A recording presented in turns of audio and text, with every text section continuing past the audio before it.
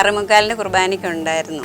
പിന്നെ റുഹാഷണ പ്രാർത്ഥന കഴിഞ്ഞപ്പോൾ ഈശോയെ ഉയർത്തുന്ന ആ സമയത്ത് അച്ഛൻ ഈശോനെ ഉയർത്തുന്നത് കാണുന്നില്ല.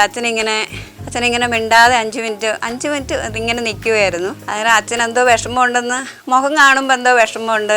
പിന്നെ ആ കപ്പ്യാരെ അടുത്ത് വിളിക്കുന്നതും കണ്ടു, നോക്കുന്നു പറഞ്ഞ് കണ്ടു. അന്നേരം ഞങ്ങൾ വിചാരിച്ചു അച്ഛനെന്തോ അസുഖമായിട്ടാണ് അച്ഛൻ അങ്ങനെ വിളിക്കുന്നതെന്ന് ഞാനങ്ങനെയാണ് വിചാരിച്ചത്.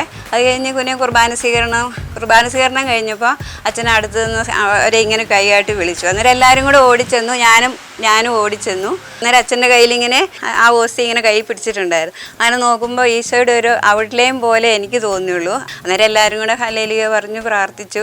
പിന്നെ ഇവിടെ വന്ന് എല്ലാവരോടും പറഞ്ഞു. 10 മണിയൊക്കെ ആയപ്പോഴത്തേനും എല്ലാവരും പോകാൻ തുടങ്ങി. അന്നേരം പിന്നെ എനിക്ക് ഈശോയെ കാണണമെന്ന് തന്നെ തോന്നി. അത് കഴിഞ്ഞപ്പോൾ ഞാനൊരു 4 മണി ആയപ്പോഴാണ് പോയത്.